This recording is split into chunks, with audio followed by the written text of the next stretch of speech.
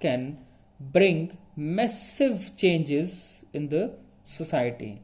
And also he believed that this educated elite class would be the agent of change. See, he's talking about class and not caste. So educated class can be from any section of the society. It may be from upper caste or it may be from lower caste.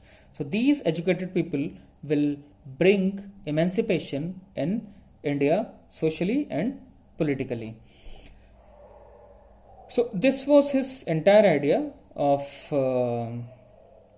social and religious and political reforms, and he was against jamindari system, okay, but he simultaneously included jamindars in his fold, in his idea to for emancipation of the society, and considered them as elite.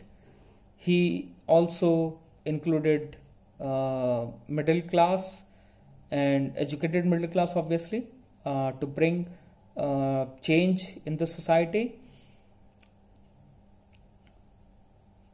And then, because of this class, someday or other, the scheme of extending self-rule can be justified. Otherwise, the scheme of self-rule will lose its meaning.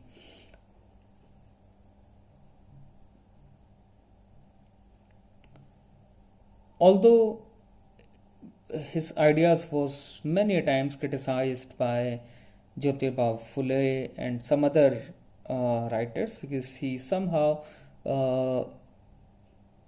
being very soft to Brahminical structure and Brahmanism, and he see emancipation in not in caste but in class, without realizing that the main bone of contention, the main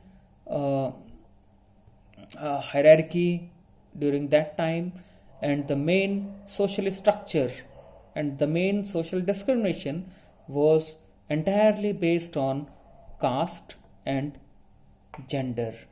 So with this perspective, many of his contemporary criticize him. Okay, so I ended this lecture here, and our next part would be on Ramakrishna Mission and Muslim Reform Movement, and I hope that would be our last lecture.